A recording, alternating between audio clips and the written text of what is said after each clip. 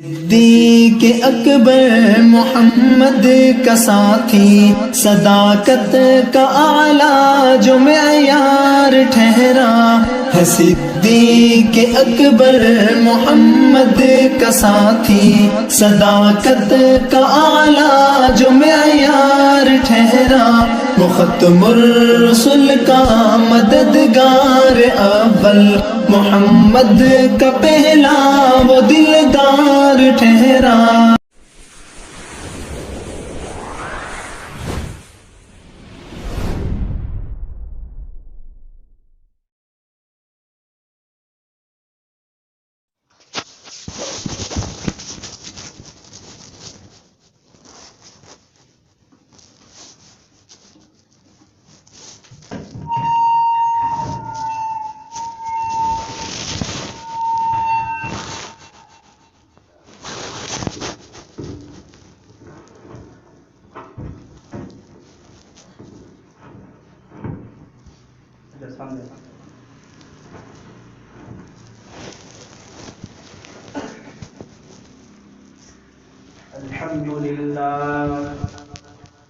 الحمد لله نحمده ونستعينه ونستغفره ونؤمن به ونتوكل عليه ونعوذ بالله من شرور أنفسنا ومن سيئات أعمالنا من يهده الله فلا مضل له ومن يضلله فلا هادي له ونشهد أن لا إله إلا الله وحده لا شريك له ونشهد أن سيدنا وسندنا ومولانا محمدا عبده ورسوله الذي أرسل بالحق بشيرا ونذيرا أما بعد فأعوذ بالله من الشيطان الرجيم ألا إن أولياء الله لا خوف عليهم ولا هم يحزنون اللهم صل على محمد في أول كلامنا اللهم صل على محمد في أوسط كلامنا اللهم صل على محمد في آخر كلامنا رب اشرح لي صدري ويسر لي أمري واحلل عقدة من لساني يفقهوا قولي معزز سامعین نظام، اللہ رب الجلال کا امت مسلمہ پر بہت بڑا احسان فرمایا کہ اللہ تبارک و تعالی کا ہم جتنا بھی شکر ادا کریں کم ہے۔ قرآن مجید کے 14ویں پارے میں اللہ تبارک و تعالی نے ارشاد فرمایا وَإِن تَعُدُّوا نِعْمَةَ اللَّهِ لَا تُحْصُوهَا، اگر تم میری نعمتوں کو گننا چاہو، کاؤنٹ کرنا چاہو تو ہرگز اس کو نہیں گن سکتے، شمار نہیں کر سکتے، کاؤنٹ نہیں کر سکتے۔ اللہ تبارک و تعالیٰ کی ہم پر بے شمار نعمتیں برس رہی ہیں اور ہم اللہ تبارک و تعالیٰ کی ان نعمتوں سے فائدہ بھی اٹھا رہے ہیں۔ میں نے حضرات کے سامنے خطبے کے دوران ایک آیت شریفہ تلاوت فرمائی۔ اللہ تبارک و تعالیٰ میں ارشاد فرما رہے ہیں بے شک اللہ والوں کو نہ کسی کا خوف ہوتا ہے اور نہ وہ غمگین ہوتے ہیں۔ یہی لوگ ہیں جو ایمان لائے اور تقوی اور طہارت کو اپنا مقصد حیات بنا لیے۔ حضرات، میں آج آپ کے سامنے ایک ایسی شخصیت کی ذات پر کچھ لفظ کشائی کا کر رہا ہوں جس کو دنیا غوث صمد ثانی، پیران پیر، محبوب سبحانی سیدنا عبد القادر جیلانی نور اللہ مرقدہ کے نام سے جانتی ہیں۔ سامعین نظام، حضرت کی ذات پر، ان کے احوال پر، ان کے اوصاف پر روشنی ڈالنے سے پہلے میں آپ کو ولایت اور کرامت کے تعلق سے چند ضروری باتیں بتانا ضروری سمجھتا ہوں۔ میں نے جو آیتیں کلام اللہ شریف کی تلاوت فرمائی، اس میں اللہ تبارک و تعالیٰ نے کہا اللہ والوں کو نہ کسی کا خوف ہوتا ہے نہ ڈر، اور اللہ والے ایمان لے کر آئے اور تقوی اور طہارت کے ذریعے اپنی زندگی کو بنا لیجیے۔ تقوی کس چیز کا نام ہے دوستو؟ تقوی اس چیز کا نام ہے بندہ خدا اور رسول کے جو احکامات ہیں، نبی صلی اللہ علیہ وسلم کے جو طور و طریقے ہیں، شریعت مطہرہ کا جو سانچہ ہے، شریعت ہمیں کیا کہہ رہی ہے اس پر چلنا ہے، ہمیں تقوی حاصل ہوگا۔ ہمارا ارادہ، ہماری خواہش، ہماری کوشش، ہماری مرضی کو اللہ تبارک و تعالیٰ کے بتائے ہوئے احکامات پر، رسول صلی اللہ علیہ وسلم کے پیغامات پر عمل کرنا ہے، اسی کا نام تقوی ہے۔ میرے اور آپ کے آقا جناب رسالت مآب صلی اللہ علیہ وسلم نے ارشاد فرمایا، حدیث قدسی ہے، اللہ تبارک و تعالیٰ فرماتے ہیں بندہ نوافل کے ذریعے اتنا قریب ہو جاتا ہے، کنت اسمعہ وبصرہ الذی یبصر بہ ویدہ الذی یبطش بہ ورجلہ التي یمشی بہا، کہ حدیث قدسی ہے۔ حدیث قدسی ایک تو حدیث ہے، وہ حضور صلی اللہ علیہ وسلم ارشاد فرماتے ہیں، حدیث قدسی خود اللہ تبارک و تعالیٰ ارشاد فرماتے ہیں۔ تو اللہ نے کہا اگر بندہ نیک اعمال کرتا ہے، اگر وہ اچھے کام کرتا ہے، کنت اسمعہ، میں اس کا کان بن جاتا ہوں، میں اس کا ہاتھ بن جاتا ہوں، میں اس کی آنکھ بن جاتا ہوں، جب وہ چلتا ہے میں اس کا قدم بن جاتا ہوں۔ یہ حدیث قدسی اس وقت ثابت آئے گی کہ بندہ اپنے نفس کو کچل کر نبی کے جو طریقے ہیں، شریعت کا جو طریقہ ہے، قرآن کے جو پیغامات ہیں، صحابہ کی جو زندگیوں کا نچوڑ ہے، اس پر چلے گا تو اللہ تبارک و تعالیٰ کی جو حدیث قدسی ہے وہ ثابت آئے گی۔ حضرات، ہر نبی ولی ہو سکتا ہے، لیکن ہر ولی نبی نہیں ہو سکتا۔ ذرا غور فرمائے، ہر نبی ولی ہو سکتا ہے لیکن ہر ولی نبی نہیں ہو سکتا۔ نبوت اللہ تبارک و تعالیٰ کی جانب سے عطا کردہ ہے، عطائے وحی ہے، اور کرامت عطائے کسبی ہے۔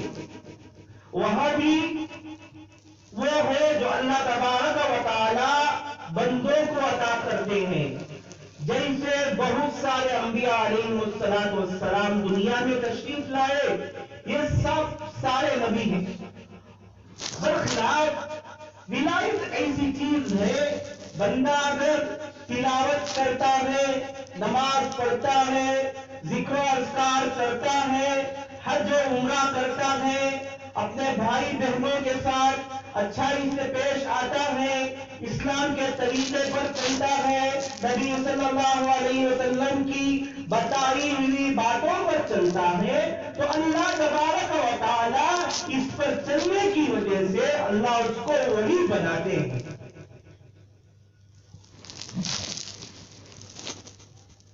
خود اللہ تبارک و تعالی قرآن مجید کے 21ویں پارے میں ارشاد فرما رہے ہیں،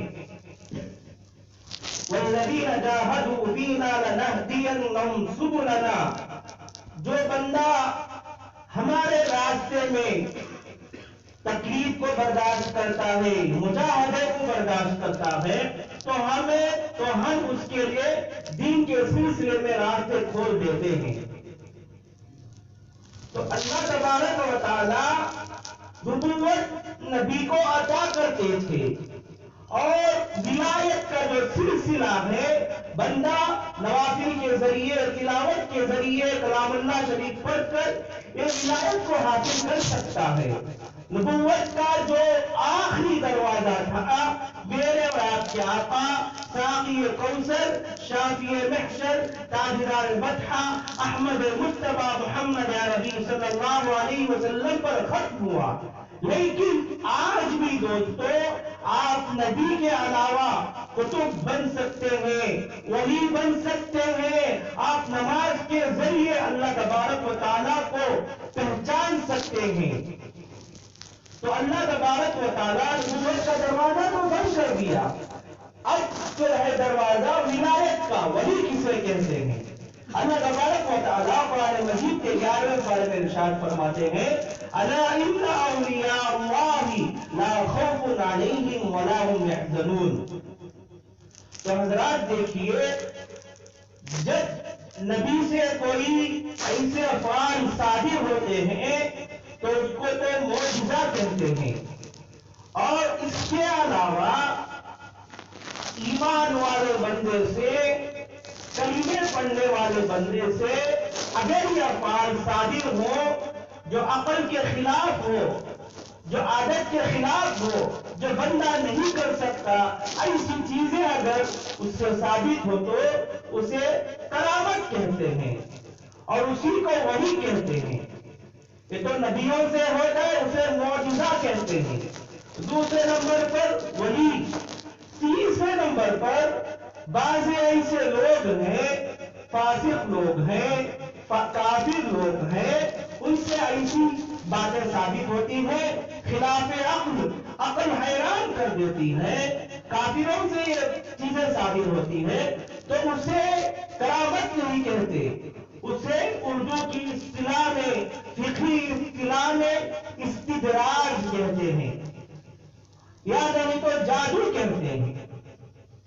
تو اللہ تبارک و تعالیٰ جو نبیوں کو دنیا میں بھیجتے تھے، حق کا کام کرتے تھے، لوگوں کو حق کی طرف بلاتے تھے۔ جب لوگ حق کی طرف نہیں آ رہے ہیں، حق بات کو نہیں پہچان رہے ہیں، ایسے نازک موقع پر اللہ تبارک و تعالیٰ نبیوں سے ارشاد فرماتے، آج تمہیں عقل کے خلاف کام کرنا، آج تمہیں ایسی چیز کرنا کہ لوگ حیران ہو جائیں، اس معجزے کو دیکھ کر آپ پر ایمان لائیں۔ تو حضرت موسیٰ علیہ السلام سے اللہ تبارک و تعالیٰ فرعون کے دربار میں حضرت موسیٰ علیہ السلام اور فرعون کا ٹکر ہوا۔ حضرت موسیٰ علیہ السلام لوگوں کو بہت کچھ سمجھائے، لیکن اس کے باوجود فرعون ڈٹا رہا، میں خدا کہہ رہا تھا۔ اس نے ایک مقابلہ کیا، جادوگروں کو بلایا اور سانپوں کی شکل میں جادوگروں نے رسی ڈالی، مشہور واقعہ ہے، جادوگروں نے رسی ڈالی تو سانپ بن گیا۔ حضرت موسیٰ علیہ السلام کے پاس عصا ہے، قال هي عصاي اتوكا بها واشد على غنمي ولي فيها مآرب اخرى۔ حضرت موسیٰ علیہ السلام کے پاس یہ عصا تھا، اللہ نے کہا اے موسیٰ تم اس عصا کو زمین پر مار دو، زمین پر ڈال دو۔ جیسے ہی حضرت موسیٰ علیہ السلام اس عصا کو ڈالتے ہیں دوستو، اژدہا بن جاتا ہے۔ اژدہا بن کر جتنے جادوگروں نے سانپوں کو بنایا تھا وہ سارا ہتھا اس سانپوں کو نگل جاتا ہے۔ تو یہ جو حضرت موسیٰ علیہ السلام سے صادر ہوا اس کو معجزہ کہتے ہیں۔ اور اس کے برخلاف میرے اور آپ کے آقا حضرت محمد صلی اللہ علیہ وسلم مکے میں تھے۔ جب آپ صلی اللہ علیہ وسلم مکے میں رہ کر لوگوں کو اچھائی کی طرف بلاتے تھے، دین کی دعوت دیتے تھے، اچھے اچھے طور طریقے بتاتے تھے، زمانے جاہلیت میں جو رسومات ہوتے تھے اس کو دور کرتے تھے، الحمدللہ جتنے اچھے لوگ تھے مان لیے، لیکن ذرے لوگ تھے جو نہیں مان رہے تھے۔ انہوں نے کہا اگر آپ اس چاند کے 2 ٹکڑے کر دیں گے تو ہم آپ کے ہاتھ پر ایمان لے آئیں گے۔ تو اللہ کے نبی علیہ السلام نے کہا کہ ہاں کروں گا، تو سارے لوگ جمع ہو گئے۔ آپ صلی اللہ علیہ وسلم انگلی اٹھا کر چاند کی طرف اس طرح اشارہ کیے تو اشارہ کرنے کی وجہ سے چاند کے 2 ٹکڑے ہو گئے۔ تو اس وقت جو مجمع تھا انہوں نے ٹال دیا، لیکن مجھے بتانا یہ مقصد ہے دوستو، اس جگہ میں جو حضور صلی اللہ علیہ وسلم سے ثابت ہوا اس کو معجزہ کہتے ہیں۔ آپ صلی اللہ علیہ وسلم کے بہت سارے معجزے ہیں، وقت کی تنگ دامنی کی وجہ سے میں عرض کر رہا ہوں دوستو، آپ صلی اللہ علیہ وسلم نے جب چاند کے 2 ٹکڑے کر دیے، لوگوں نے دیکھا، دیکھنے کے بعد لوگ پیچھے ہٹ گئے، جو ایمان والے تھے ان کے ایمان میں اضافہ ہوا۔ تو کہنا یہ چاہ رہا ہوں دوستو، جب نبی سے ایسے افعال صادر ہوتے ہیں، ایسے کام صادر ہوتے ہیں جو عقل کو حیران کر دیتے ہیں تو اس کو معجزہ کہتے ہیں۔ چنانچہ تاریخ کی کتابوں میں لکھا ہے حضرت بایزید بستامی رحمۃ اللہ علیہ بہت بڑے اللہ والے گزرے ہیں دوستوں، بہت بڑے اللہ والے گزرے ہیں۔ ان کا علمی سفر اگر میں بیان کیا تو تھک جاؤں گا دوستوں، بہت بڑے ولی ہیں۔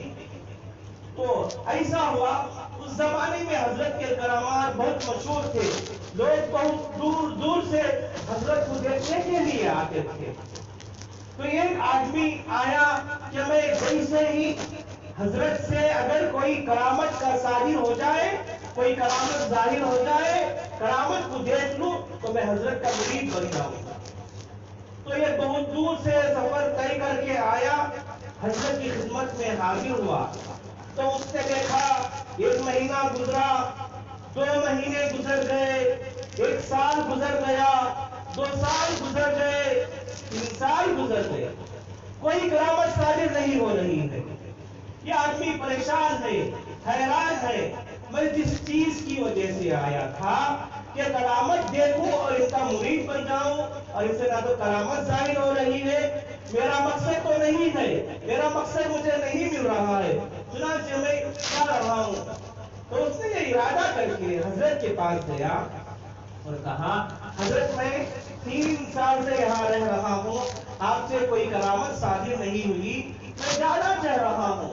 حضرت نے کہا آپ نے 3 سال میں مجھے دیکھا ہوگا، کیا میں کوئی تہجد کی نماز چھوڑا؟ اس نے کہا نہیں۔ کیا میں کوئی فرض کی نماز چھوڑا؟ اس نے کہا نہیں۔ کیا میں کوئی واجب کی نماز چھوڑا؟ تو اس نے کہا نہیں۔ تو حضرت بایزید بستامی رحمۃ اللہ علیہ نے کہا یہی تو کرامت ہے۔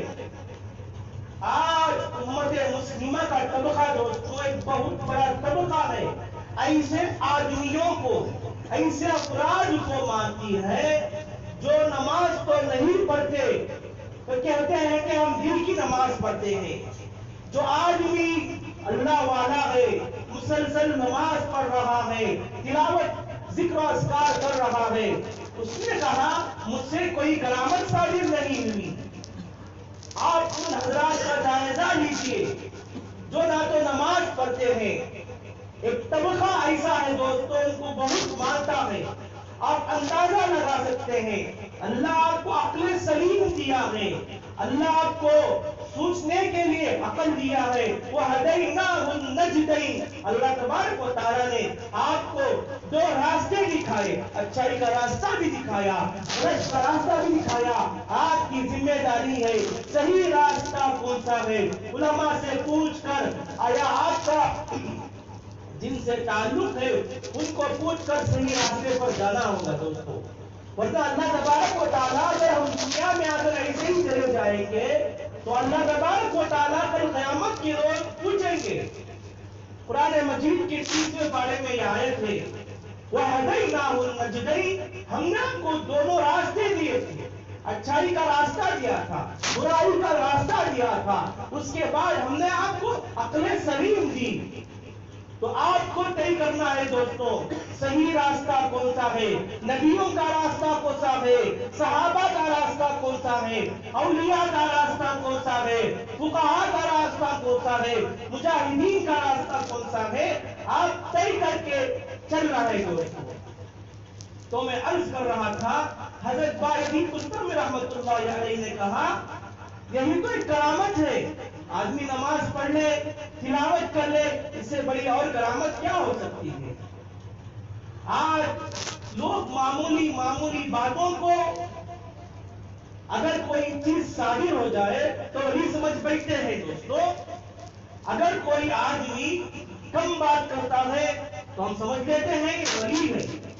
اگر کوئی آدمی کم کھاتا ہے، کم سوتا ہے، کسی سے بات نہیں کرتا تو ہم سمجھ لیتے ہیں کہ یہ ولی ہے. نہیں دوستو، یہ اگر ہماری نادانی ہے. حضرت رابعہ بصری رحمت اللہ علیہ فرماتی ہیں ہوا میں اڑنا کون سا کمال ہے. حالانکہ حضرت رابعہ بصری رحمت اللہ علیہ ہوا میں اڑتی تھی اور مصلی بچھا کر نماز پڑھتی تھی. اتنا ان کا ایمان مضبوط ہونے کے بعد یہ کہہ رہی ہے کہ ہوا میں اڑنا کوئی کرامت نہیں. حضرت رابعہ بصری رحمت اللہ علیہ فرماتی ہیں ہوا میں اڑنا کون سا کمال ہے. پرندہ ہوا میں اڑتا ہے اور پانی میں مچھلی تیرتی ہے، اس میں کون سا کمال ہے. اس لیے دوستو اللہ تبارک و تعالی جو ہمیں عقل سلیم دیا ہے اس کا صحیح استعمال کر کے اچھے اعمال کرنا چاہیے دوستو. حضرت امام ابو حنیفہ رحمۃ اللہ علیہ کے زمانے میں مشہور تھا کہ ایک بزرگ ہے کہ بہت بڑے ولی ہیں، لوگ ان کو دیکھنے کے لیے آتے ہیں، ان سے ملاقات کرتے ہیں. تو انہوں نے امام ابو حنیفہ رحمۃ اللہ علیہ نے سوچا چلو ہم بھی جا کر ان سے ملاقات کریں. تو امام ابو حنیفہ اعظم تو وہ تو اعظم ہی ہے دوستو. حضرت امام اعظم ابو حنیفہ نکلے اور ان کے ساتھ شاگردوں کو لے کر نکلے. جب قریب پہنچے تو اس آدمی کو دیکھا، اس بزرگ کو دیکھا جس کا چرچا یہ تھا کہ وہ بزرگ ہے، بہت بڑا آدمی ہے، جس کو ولایت حاصل ہے. تو حضرت دیکھے تو اس وقت وضو کر رہے تھے. جب وہ وضو کر رہے تھے، جب کلی کر رہے تھے تو قبلہ رخ ہو کر کلی کر رہے تھے. حضرت امام ابو حنیفہ رحمۃ اللہ علیہ یہ دیکھ کر واپس ہو گئے. لوگوں نے کہا حضرت آپ نے بہت دور سے سفر کر کے آیا ہے، آپ ملاقات کرنا چاہ رہے تھے، ملاقات کے بعد آپ یہاں سے جا رہے ہیں. تو حضرت امام اعظم ابو حنیفہ رحمۃ اللہ علیہ نے کہا جس کو وضو کا طریقہ سنت کے مطابق نہ آتا ہو وہ کیسے ولایت کو پا سکتا ہے. یہ تو جھوٹا دعوے دار ہے ولایت کا. تو حضرت امام اعظم ابو حنیفہ رحمۃ اللہ علیہ وہاں سے آ گئے لوگ. پھر حضرت امام احمد بن حنبل رحمۃ اللہ علیہ کے زمانے میں دمشق میں ایک مشہور بزرگ تھے. وہ کہتے تھے بہت سارے لوگ کہتے تھے ان سے بہت سارے کرامتیں صادر ہوئی ہیں. تو حضرت نے کہا چلو پھر ان سے ملاقات کرنے جاتے ہیں. تو حضرت گئے. وہ بزرگ جو تھے درخت کے نیچے بیٹھ کر نماز پڑھتے تھے. ان کا جو اس زمانے میں تھا اس کو اپناتے تھے. لیکن جب امام احمد بن حنبل رحمۃ اللہ علیہ وہاں پہنچے درخت کے پاس تو دیکھا نیچے دیکھ کر سمجھ لیا یہ تو صحیح طور سے اس کو ولایت حاصل نہیں ہے، یہ ایسے ہی دعویٰ کر رہا ہے ولایت کا، لوگوں کو کہہ کر واپس آ گئے۔ لوگوں نے کہا حضرت آپ بہت دور سے سفر کر کے یہاں ملاقات کی غرض سے آئے ہیں، آپ ایسے ہی واپس جا رہے ہیں۔ تو حضرت نے کہا، امام احمد بن حنبل رحمۃ اللہ علیہ نے کہا، جس شخص کو صحیح سجدہ کرنا نہ آتا ہو اس کو ولایت کیسے حاصل ہوگی؟ غرض دوستو، آپ اسے سامنے رکھ کر آپ اپنے سلیم سے سوچتے ہیں، سوچ سکتے ہیں آج امت مسلمہ کا ایک بہت بڑا طبقہ ایک دوسرے راستے کی طرف جا رہا ہے۔ آپ ذرا غور کریں، کیا وہ نماز پڑھ سکتے ہیں؟ کیا وہ صحیح طور سے نبی کے طریقے کو اپناتے ہیں؟ کیا وہ صحیح طور سے قرآن کو پڑھتے ہیں؟ کیا وہ صحیح طور سے شریعت مطہرہ کو اپناتے ہیں؟ وہاں جا کر ان کو سمجھتے ہیں ولی عزیز نہیں دوستو، آپ سمجھنا ہے آپ کو اللہ تبارک و تعالیٰ نے اپنے سلیم دیا ہے، آپ حق اور ناحق کا فیصلہ کرنا آپ کی ذمہ داری ہے۔ اگر آپ وہاں جاتے ہیں تو رک جائیں، اگر آپ کو وہاں سے رکنا ہے، سمجھ میں نہیں آ رہا ہے، آپ کے علاقے میں جو عالم صاحب ہیں ان سے اچھائی کا راستہ معلوم کرے، ان سے جو کچھ آپ کو تکلیف پیش آ رہی ہے اس سلسلے میں ان سے آپ مدد لیں، انشاءاللہ اللہ آپ کی مدد کو ضرور پورا کرے گا۔ غرض دوستوں، میں نے ولایت کے تعلق سے چند باتیں ارشاد کی اور صحیح طور سے آپ کے سامنے مکمل عرض نہیں کیا دوستو، اگر وقت ملا تو انشاءاللہ اگلی مرتبہ آپ کے سامنے سیدنا عبد القادر جیلانی رحمۃ اللہ علیہ کے ان کے کیا کرامات تھے، ان کو دیکھ کر کتنے لوگ مسلمان ہوئے، حضرت کے کون سے کرامت تھے، انشاءاللہ آپ کے سامنے بیان کیا جائے گا۔ حضرات، آپ جو یہ مسجد دیکھ رہے ہیں، یہ مسجد الحمدللہ آپ کے سامنے ایک شکل اختیار کی ہوئی ہے، لیکن اس کے بہت سارے اخراجات ہیں دوستوں۔ اللہ تبارک و تعالیٰ نے خود حدیث شریف میں ہے، من بنى اللہ مسجدا بنى اللہ بیتا فی الجنہ، جو کوئی دنیا میں رہتے ہوئے مسجد کو تعمیر کیا تو اللہ تبارک و تعالیٰ کل قیامت کے روز جنت میں آپ کے لیے ایک محل کو تیار کریں گے۔ تو دوستو، یہ جو مسجد آپ دیکھ رہے ہیں بے سر و سامانی کے عالم میں چل رہی ہے، اس علاقے میں مساجد تو دور کنار، لیکن الحمدللہ ہمارے جو صدر صاحب ہیں انہوں نے ایک نیک جذبہ اختیار کرتے ہوئے یہاں مسجد تو کھول دی، لیکن اس کے جو اخراجات ہیں دوستو بہت سارے اخراجات ہیں۔ آج صدر صاحب بتا رہے تھے کہ اگر کوئی احباب ہیں جو آپ ہوں یا آپ کے رشتہ دار میں جن کو اللہ تبارک و تعالیٰ نے مال سے نوازا ہے، اس عطوں سے نوازا ہے، مثال ثواب کے لیے دوستو، اگر کوئی جوتوں کا اسٹانڈ دینا چاہتے ہیں، جوتوں کا باکس، جو آپ یہاں نماز پڑھنے کے لیے آتے ہیں، آپ کے چپل وغیرہ باہر رہتے ہیں، بارش پڑنے کی وجہ سے وہ بھیگ جاتے ہیں، اس لیے دوستو آپ ہی کی سہولت کے لیے، آپ ہی کو آرام پہنچانے کے لیے، آپ کے جوتے چپل صحیح طریقے سے آرام سے رہے، اس کے لیے مسجد میں ایک جوتوں کے باکس کی سخت ضرورت ہے دوستو۔ اگر آپ دینا چاہیں تو ادا کریں، اگر آپ کے پاس فرصت نہیں ہے، آپ کے خاندان والوں میں، آپ کے رشتہ داروں میں یا آپ کے مرحومین میں سے جو بھی ہیں عطا کریں، اللہ تبارک و تعالیٰ کی ذات سے امید رکھے، اللہ آپ کے مال کو ضائع نہیں کرے گا۔ اسی طرح دوستو، یہ اسپیکر کی ایک ضرورت ہے دوستو، جب تک لوگ اس میں یہاں مسجد میں بیٹھیں گے، آپ کے اسپیکر کے ذریعے لوگ اچھی بات سنیں گے، امام صاحب قرآن پڑھیں گے، نماز پڑھیں گے، تلاوت کریں گے یا بیانات کریں گے، جتنے بھی اچھے کام ہوں گے ان سارے مجموعے کا خلاصہ آپ کو ثواب کی طور پر ملے گا۔ اور اسی طرح دوستو، اور ایک پانی کا فلٹر کی ضرورت ہے دوستو، اگر آپ عطا کرتے ہیں تو عطا کریں، یا نہیں تو کم از کم آپ کے رشتہ داروں میں جو بھی احباب ہیں آپ ان کی جانب سے عطا کریں. آپ کے مال کو اللہ تبارک و تعالی ضائع نہیں کرے گا دوستو. جس طرح ہم بیانک میں اکاؤنٹ اپنا کھولتے ہیں، کھاتا کھولتے ہیں، اس پہ پیسے جماتے ہیں، اگر آپ مسجد کو آپ کچھ چندہ دیتے ہیں یا آپ مسجد میں کوئی اچھا کام کرتے ہیں یا مسجد کو آپ اسپیکر دلا دیے یا جوتوں کا باکس دلا دیے، آپ اپنی مسجد کو جس انداز سے چاہے جیسے چاہے بنا سکتے ہیں دوستو. تو اس کا مطلب یہ ہے دوستو، یہ صدقہ جاریہ ہے. جب تک یہ مسجد آباد رہے گی، جب تک لوگ آپ کی چیزوں سے فائدہ اٹھائیں گے، ان کو جتنا ثواب ملے گا اس سے ڈبل ثواب آپ کو ملے گا دوستو. اس لیے دوستو جاتے ہوئے مسجد کے چندے کا خیال کرتے ہوئے جائیں. آپ مسجد کے لیے زیادہ سے زیادہ تعاون فرمائے. اللہ آپ کے کمائی میں برکت عطا فرمائے، اللہ آپ کے پریشانی کو دور فرمائے. اللہ اس مسجد کو جلد از جلد ایک شاندار محل کی طرح تیار کرنے کی توفیق عطا فرمائے. آمین. وآخر دعوانا الحمدللہ رب العالمین. جو حضرات سنت